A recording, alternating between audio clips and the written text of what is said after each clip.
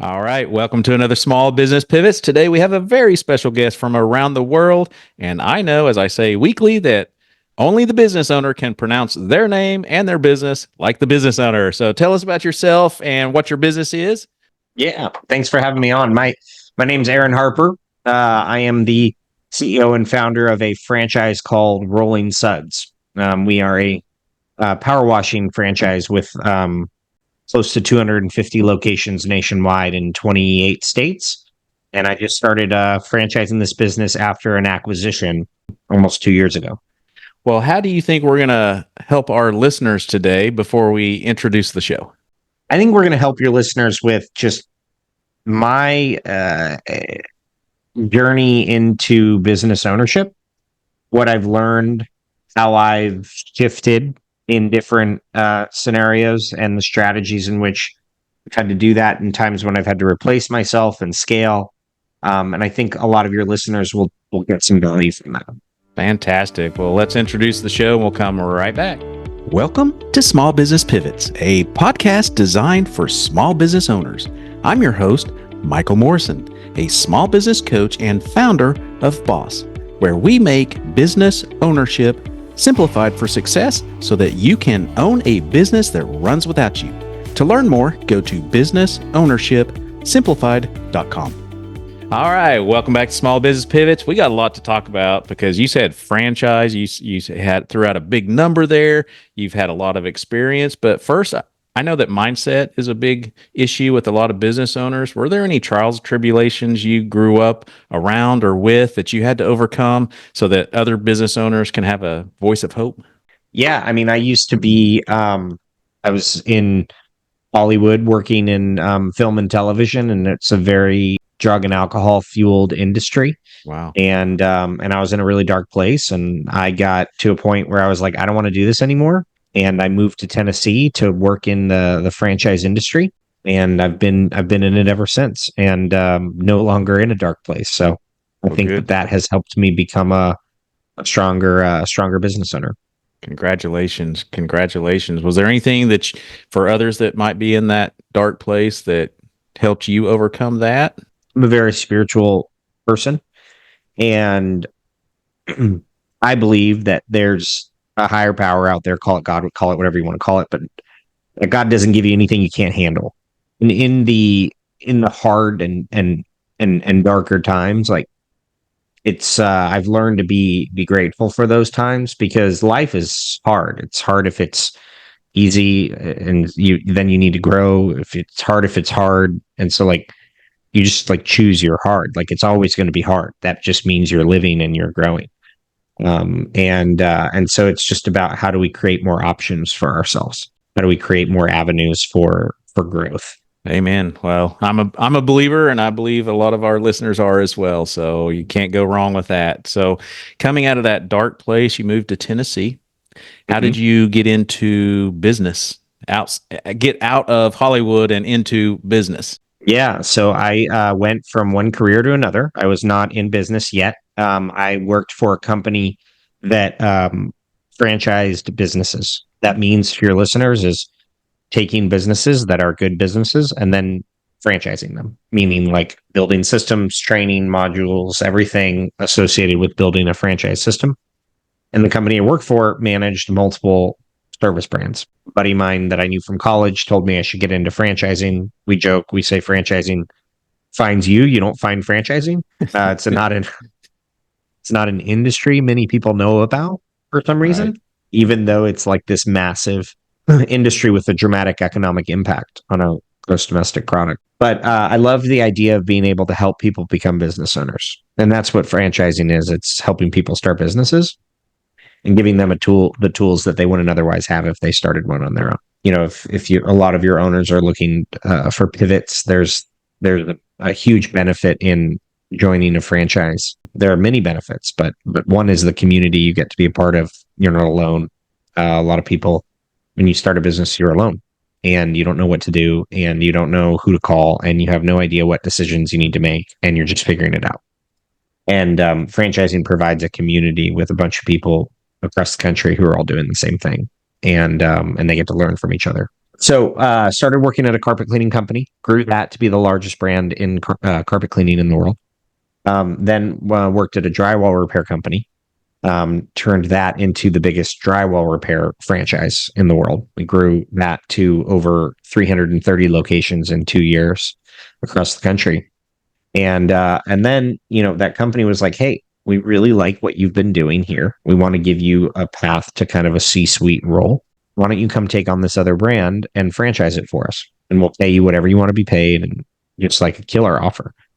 And I said, wait a minute, I can do this on my own.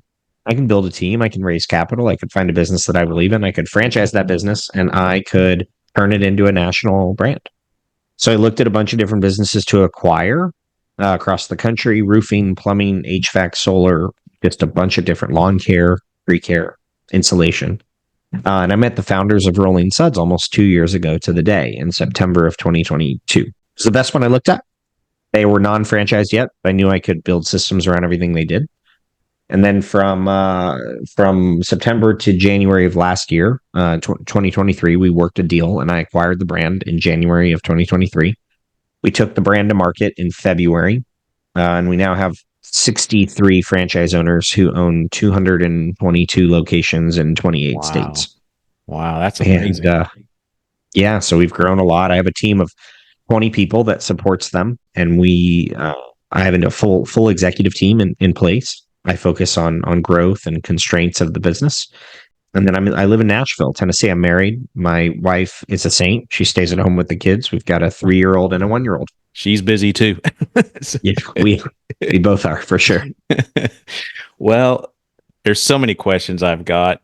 I'm a business coach, and I know with solo business owners, so they have one location, they just can't even fathom systems. Most of them don't have systems. And in order to replicate a business, you've got to have systems. So can you help our listeners kind of where to start with that and how important it is? Because they're so busy putting out fires, they can't even think about, I got to sit down and write this out and this, that, and other. So can you help us how you turn that so fast? Yeah, I mean, well, so to franchise a business, it's all systems. I need systems for the systems because we're essentially, the franchise business is a completely separate business than the power washing business. Like, those are two separate entities. And so we create systems on the franchisor level that the franchisees who buy Rolling Suds locations can replicate and implement. I mean, what I would recommend doing to anyone who owns a business who's spending 8 to 9 hours a day putting out fires is to block out time when they can't be contacted, or create a scenario when they can't be contacted where they're able to work on the business instead of in it. So everyone has between 5 a.m. and 9 a.m. in the morning that they could spend working on the business, depending on the type of business. And everyone has 9 p.m. or 8 p.m. to midnight that they could spend time working on the business. And I realize that's a big ask because they're running a business full time and they're already drained and they're already worn out. But if a business owner puts in a year of extra time like that to create systems and really zoom out and figure out how to work on the business instead of in it, then that business is not going to be something they hate 12 months later because they're just putting out fires all day long. And it's going to be something that can be a sellable asset. And if you start a business, the idea is that you can create an entity and an operation that can run without you. And the only way you're going to do that, to your point, is through systems. It's interesting because almost every word you said there is in all of our marketing and advertising. Systems, a business that runs without you, work on the business, not in the business. So listeners, I promise you it can be done. If we're talking to a man right here that did it in a year, right? January of 18, 19, 20 months, yeah. And you have all these locations. So did you first off focus on Rolling Suds systems and get that in order, and then you went to the franchise side? So fortunately, part of the reason why I was looking for an existing business, the business already needed to have the systems of how to run that business. And oftentimes business owners, they don't have all of their manuals and all that stuff worked out. So we had a 34-year-old power washing company. They already had systems in place on how to work the truck and how to build the trucks and how to do the process in power washing. And our founding location has perfected a proprietary process of how to power wash better than other power washing companies. So we can do a 3,000 square foot house in 20 minutes, start to finish. We can hit 4 or 5 stories from the ground with our equipment. Wow. These are things that you otherwise can't replicate unless you're a Rolling Suds franchisee and we teach you how to do these things. Even a 34-year-old power washing company, I had to sit down with them for months and say, tell me exactly the type of equipment you use, where do you buy it? How much do you charge? Okay, tell me what equipment you have in your shop. Tell me why you have it. Tell me where it is, what you have. Then we had to go through all of their entire business on how to figure all of that out so that we could teach a franchisee how to do that. So then we boiled down everything that I learned about their business into a 9-week training program. 8 weeks of it's virtual and 1 week of it is in person. And now the franchisees are able to say, okay, I'm going to go buy this franchise. Yes, it's going to be expensive. Yes, I'm going to pay an ongoing royalty, but I get 34 years of knowledge that I don't have to go figure out on my own. And there's value in that. A lot of the franchisees will come out the gate with a bunch of jobs on the calendar already because we have them go full time and we turn leads on for them about a month back from training. And so they're out selling jobs before they've even gone to training. And they have 2 people hired prior to going to training that run the truck for them. And so we really try to help our franchise owners build the team before they need the team versus like oftentimes how most people start a business is like they're doing the power washing, they're doing the bookkeeping, they're doing the selling, they're doing the answering of the phones, they're doing everything. One human can only do so many things and hold so many roles for so long. And so we try to frame that for them as they come in to say, no, this is actually how the model works, given our experience. And this is how we're going to have you execute on that model. Or one of the businesses you mentioned, they're all kind of contractor type businesses, but we had a business that was working with us and he quit the coaching because he said he didn't have the right people. For business owners that try to put systems together and they don't feel like their people are following it. I think at that time he only had 3 or 4, which is like most small businesses, but he felt like he was babysitting more than he was owning a business. How do business owners overcome that? So if you have systems, how do you get those implemented and have people follow them? Any suggestions? Whatever business you're in the people business.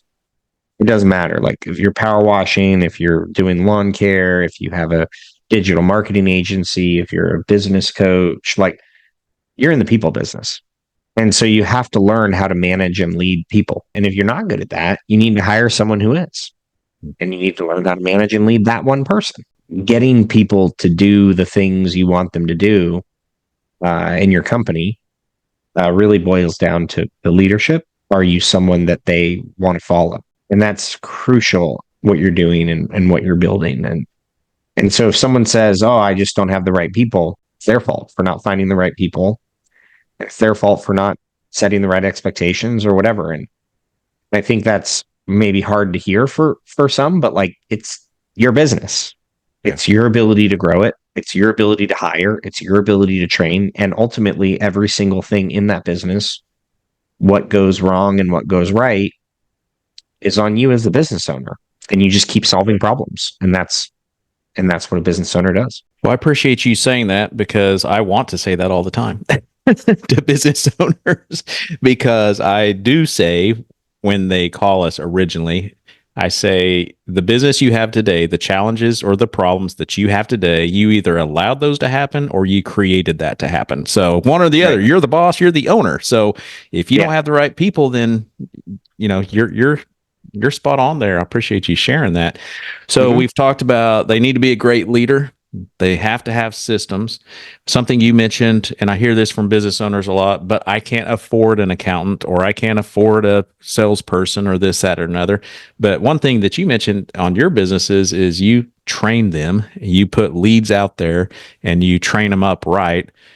How would a business owner afford those other things? I mean, kind of like, what's the order that you see that works best in business? Well, I'll speak specifically about our model, and then I can speak more generally. With Rolling Suds, our model is you need to have a minimum of $250,000 that needs to be in either liquid or retirement assets. And they're going to use that capital to invest in people so that they're not the one, people and marketing and trucks and stuff like that, so that they're not the ones doing the power washing. We try to help our franchisees understand before going into this that the highest leverage thing for them to do on their time, especially initially, is to create momentum by developing relationships with property managers and facilities managers and commercial power washing customers that can provide recurring and stable revenue on a contract basis. Because it doesn't matter how good your operations are. If your business doesn't have the sales to support the operations, then it's useless. And a business at the beginning is all about creating momentum. More generally, for someone who runs a business and can't afford another person, I would push back and say you can't afford not to. I'll give you a perfect example. Up until like 4 or 5 months ago, I answered all my own emails and I made all my own calendar invites. I run a 200 unit franchise system that operates in 28 states. What am I doing in my own email and writing my own calendar invites? That's insane. I have a full blown executive assistant now, and she reads all my emails and she puts the ones that I need to respond to in a folder, and she messages me based on their importance. I don't have any control over my calendar other than saying when I'm going to be available and when I'm not going to be available. That takes a tremendous amount of time that I would spend trying to determine which emails are important for me to look at and not. It doesn't even matter because I'm looking at all of them at that point. And so my time immediately became more valuable because someone else was doing that for me now. What now can I do? Right? That's more high leverage. So I would urge the people listening to this to think about what the value of their time is.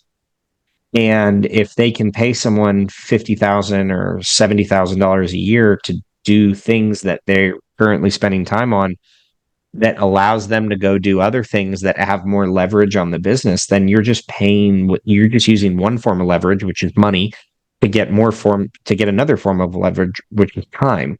The difference between those two things is you can't get time. You're listening to Small Business Pivots. This episode is proudly brought to you by Boss, where business ownership is simplified for success. At Boss, we help business owners create their businesses to run smoothly without them being there 24/7. Our seasoned business coaches who have walked the path themselves provide invaluable guidance and support. And with additional services like fast business loans, some approved within 24 to 48 hours, comprehensive online courses, detailed workbooks, and engaging classes, Boss offers a wealth of resources to help you succeed. Discover how small business success begins with Boss at businessownershipsimplified.com. If you're enjoying the podcast, make sure to stay connected by hitting that subscribe button, giving us a thumbs up, or leaving a positive review. Your support keeps us going. Now let's get back to our incredible guest. Our tagline is own a business that runs without you. And that's exactly what you're describing is you own the business. You're not in the business. So what does someone in your position, what does weekly or day-to-day look like for someone like you? Because I'm asked that all the time. Well, if I'm not working in the business, what does someone working on the business, what does that look like? It looks different often. I do a lot of deep work. I think a lot, and that takes space, and that means space on my calendar. That means that I'm not getting people responding, like reaching out to me before 11:30 a.m. during the day. I have an executive team that I pay, and they own their departments. And unless it's like a huge issue, it doesn't come to me, and it certainly doesn't come to me before 11:30. So I create a lot of content that helps drive awareness of our brand to prospective franchisees who are qualified and want to build something massive. And so the content is more focused on franchising and entrepreneurship than necessarily Rolling Suds specifically. However, I share the things that are going on within the organization, the ups and downs. And we do this on Twitter and on LinkedIn. And we just started a YouTube channel and stuff like that, where we're posting other things like that. And the goal is to try to provide value to the larger entrepreneurial community, but just saying, here's how you franchise a business versus like, here's how you start a business, or here's how you become a successful franchisee. Here's the things you need to think about.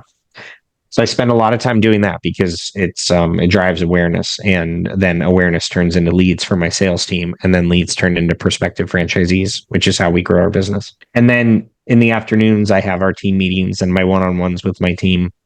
I have a weekly call that any prospective franchisee in the process could jump on to talk to me specifically. And then I do final approval calls as well when there's a franchisee who's made it through the process and is going to have a conversation with me to see if make sure we're a right fit.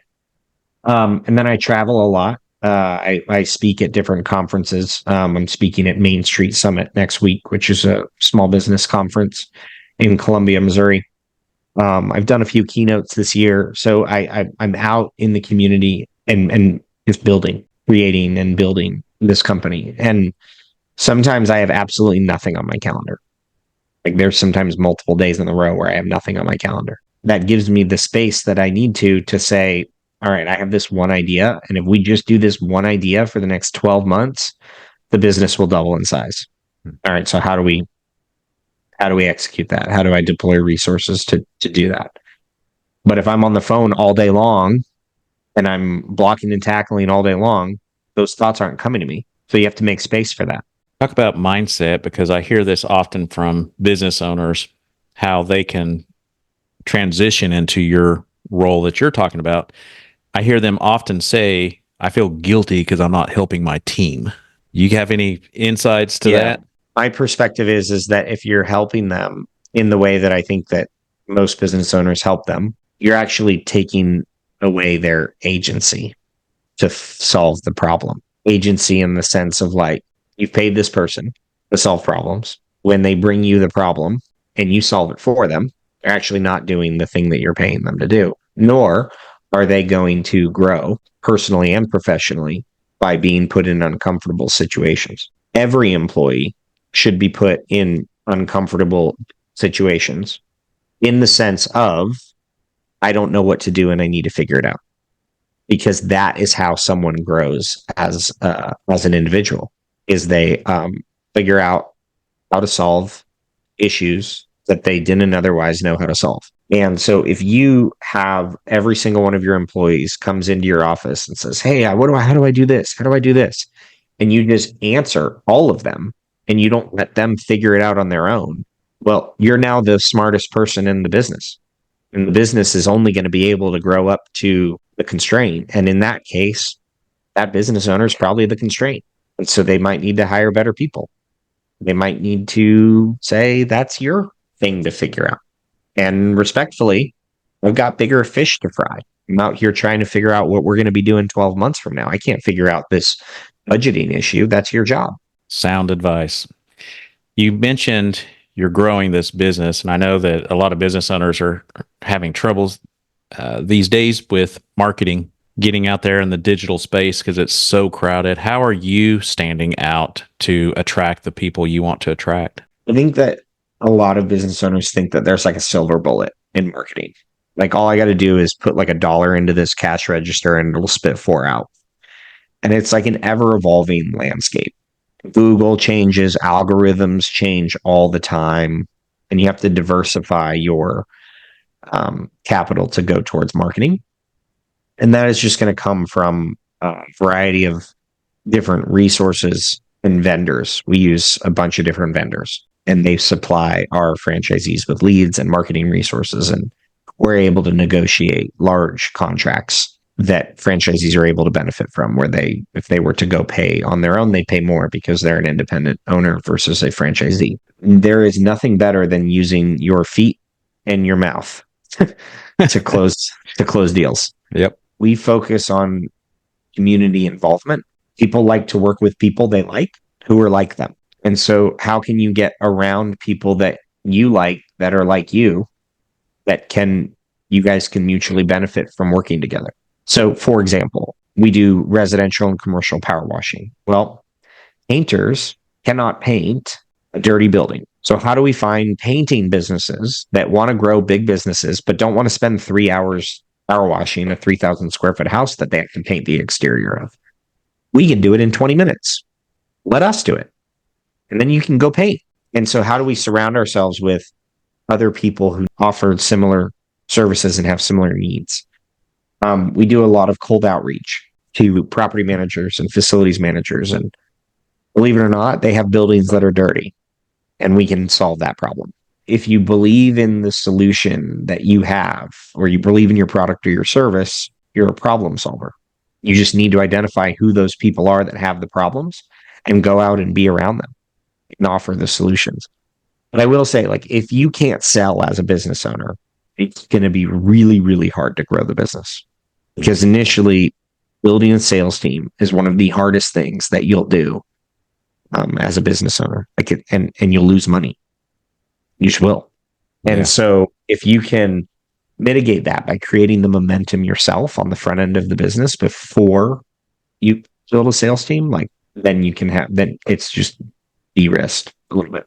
Yeah, this is probably a little harsh for listeners that are business owners, but if you can't find good salespeople, that's why, because you're not a good salesperson. If you haven't figured out the sales system for your own business, how do you think someone else is going to? Right. And then recruiting is just a version of sales. You're just selling a person to become part of your team versus selling a customer to buy your product or service. You're just always going to be selling. Let's talk about your business on this. And do you have any pivots that you've made along the way? That's kind of what our show's about as well. 100%. Up into from February of last year until April of this year, so 14 months, I was doing all of the sales myself. So sales in the sense of finding franchisees, which we call it in the franchise industry, franchise development. And we reached a point of critical mass where the business needed a CEO, not a CEO salesperson. I had to very quickly build a sales team. I had to get out of their way. And I had to let go of the thing that I've been best at for years. In my mind, no one's going to do it better than me. And I'm probably not wrong, because it's my business, right? However, is that the highest and best use of my time? Well, I thought it was, because I'm generating all of the revenue to pay for all of the staff with the efforts that I'm doing. However, in order to build a company, a CEO needs to be able to look down in the marketing department and the operations department and the sales department and the finance department and the legal department to make sure that everyone is working together the right way, and that everyone's being incentivized properly, and that there's SOPs between departments, and that there's communication, and that there's transparency between the different departments and who's doing what, and that we're not saying the same thing over and over again 5 different times. And so I had to very quickly go from CEO salesperson to CEO resource allocation person. And I had to do that very quickly. And in that period, since April, I've built a full-blown executive team, and I've heavily invested in bringing in the right people. And now I'm able to breathe a little bit. I also, and this may resonate with your audience, I was on the phone selling for 10 hours out of the day. And then in the morning, and in the nights, I'd be running the business in my head. And it was not sustainable long-term, because I couldn't turn it off, because I didn't have the right people in place in order to be able to turn it off. And so from April until now, and it's October, I've built those systems with an executive leadership team that allows me to have a better view on the business. And also my time is better spent doing the things that that are going to drive the business forward the most. I would just urge anyone who has a business and feels stuck is to write down there's only two ways you can grow a business. One is to get more customers, and two is to make your customers worth more. There's literally no other ways to grow a business. So if you're not focusing on getting more customers or making your existing customers worth more, which you do that by increasing and improving your operations and the delivery of the services that you're providing to your customers, then you're just moving paperwork on like a desk, and your business actually isn't growing. And so I try to think today about the things that only I can do, that no one else can do, and spend my time doing those things and nothing else. That's great advice. Again, I want to jump back to systems again, because that seems to be one of the thorns in every business owner's side that doesn't have systems. A lot of them will say, do we have to write down every single thing we do? Where do we start? How many do we have? How long does it take? That kind of thing. So can you give some guidance on what that looks like? I think what I do is an audit of their time first. Like, what are you doing on a daily basis? What does your day-to-day look like? How much time are you spending doing admin work? How much time are you spending doing sales? How much time are you spending doing fulfillment? How much time are you like, and do like a 2-week audit, and then figure out what of these things do I enjoy doing? Because the things you enjoy doing, you're going to be doing better. And which of these things are like low value tasks that I can offload? And that may be as easy as doing something like I did, which is hiring an executive assistant and removing calendar and email. I would recommend that someone needs to figure out how to buy their time back so they can create systems, versus just trying to create systems and not knowing which systems they need to create. Dan Martell wrote a book called Buy Back Your Time, which I recommend to any business owner who's listening. He talks about the buyback principle, which basically says, don't hire employees to grow your business, hire employees to buy back your time. Because if you can buy back your time, then the business will grow, because no one knows what the business looks like in 4 years from now more than you do as the business owner. And so if you have time on your calendar, you're going to know how to grow the business because you have time to do that. It just, in general, entrepreneurship and business ownership, you get so wrapped up in the weeds of the business and you think the business is growing, but you're only growing maybe 3% a year, or you're stagnating, or God forbid, the business is not growing. And you also hate it because you're doing all the stuff that you don't want to do. How do we create situations and an environment that allows us to grow the business? And I think that's by hiring people that are doing to do the things that you don't want to do. And if you say you don't have money, well, a business takes money to make money. So maybe you need to go get a loan. Maybe you need to raise capital. Maybe you need to do something where you can create an environment that allows that business to grow. Getting burnout isn't good for you, and it's not good for the business. So this is kind of controversial as far as business debt. I'm a big believer in there is good business debt. Some people you shouldn't ever have debt. In your opinion, what are some good circumstances that a business owner can feel good about going and getting debt for their business? Because I see so many cash-strapped businesses, and that's their number one problem. It's always going to be a struggle unless you hit the jackpot, hit one massive customer, but that's not usually going to happen, and it's always going to be a struggle. So, what are some good scenarios that you would suggest good debt is for? Yeah, I mean, I would say strategically, every business owner needs to be able to look at an Excel spreadsheet and model and say, here's the best case of what it's going to look like 3 years from now. Here's a base case. And here's worst case. And here are the people that I need to hire. And here's how many sales that I need to make in order to achieve these goals. And then they can back into the amount of money they need to have in order to achieve those goals. And if that's the case, then if you raise enough money to get you there, then the debt will be paid off. I think where people get in trouble is they're like, I'm just going to go out and get $100,000 because I don't have enough money and I need $100,000. And it's like, well, let's talk about what that $100,000 is going to get you and how we're going to get there, versus like, let's just go get $100,000 because we need it. And I think that's where people get into trouble, because then they add $100,000 here and $100,000 here, and all of a sudden they've got like this payment and that payment and this payment, but they have no clue where they're going in 3 years. And so anyone who is considering growth and scale, wake up at 5 a.m., spend 3 hours a day modeling out what the next 3 years of your business should look like. Back into your balance sheet, say, how much money do I need to get there?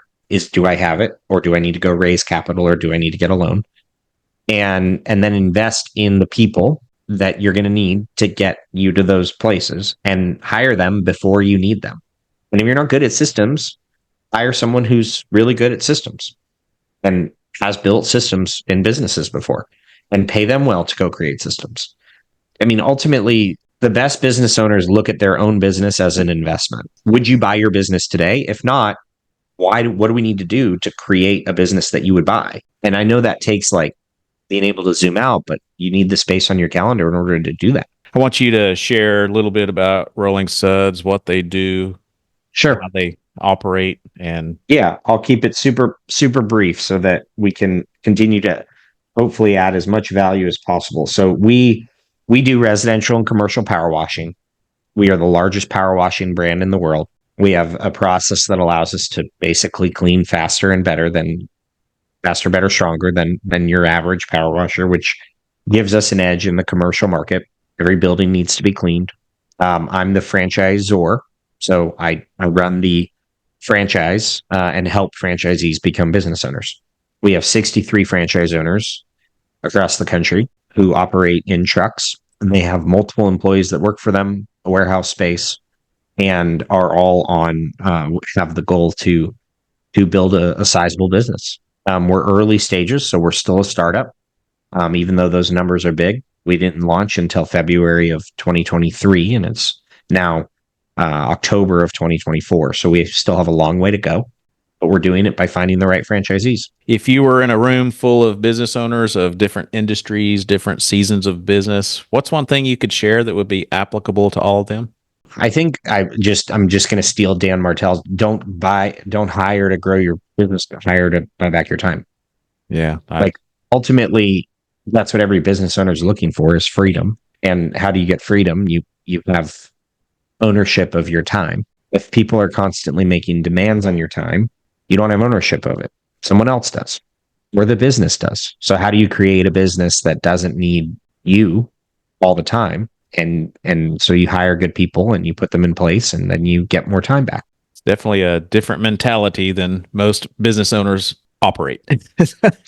And short little plug for us, we do, just remind our listeners, we do have what's called the delegation quadrant. It's on our website, businessownershipsimplified.com, and it will help guide you if you don't know what those tasks are that you like and don't like. It's kind of a good little resource to help figure it out a little quicker than just staring at a blank piece of paper, starting from scratch. So any other words of wisdom you've got? No, I think we've given a lot of good stuff. So hopefully this has been helpful. And if anyone wants to find me or decides they want to apply to be a Rolling Suds franchisee, that's rollingsudsfranchise.com is our website. But I also just put out content every day that looks like a lot of the stuff we talked about today.